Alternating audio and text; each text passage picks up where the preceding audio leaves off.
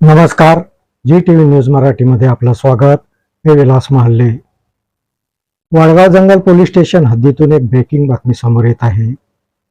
Short circuit होऊन शेताला आग लागल्याची घटना समोर आली आहे. या आगीत 2 एकर शेतातील ज्वारी आणि स्प्रिंकलर पाईप हे जळून खाक झाले.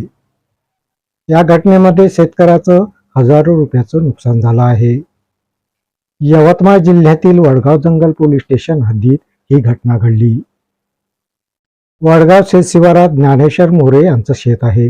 या शेतात 2 एकरवर ज्वारीचं पीक घेण्यात आलं. 2 एकरवरील ज्वारीची खुडणी करून ढीक लावून ठेवण्यात आला होता. तसेच शेतात स्प्रिंकलर पाईपलाईन अंथरून ठेवण्यात आली होती. ज्ञानेश्वर मोरे यांच्या शेतातील विद्युत लाईनमध्ये आज दुपारी 1:30 वाजताच्या सुमारास अचानक शॉर्ट सर्किट झालं आणि शेताला आग लागली.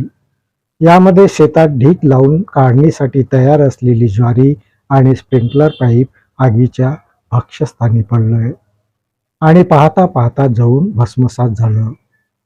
यामुळे मोरे यांचं अतोनात नुकसान झालं.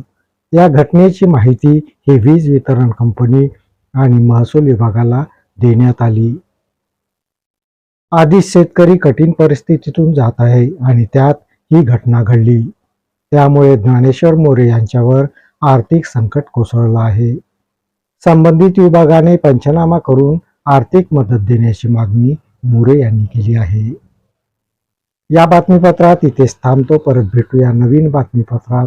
तोपर्यंत पाहत राहा जी टीव्ही न्यूज मराठी. नमस्कार.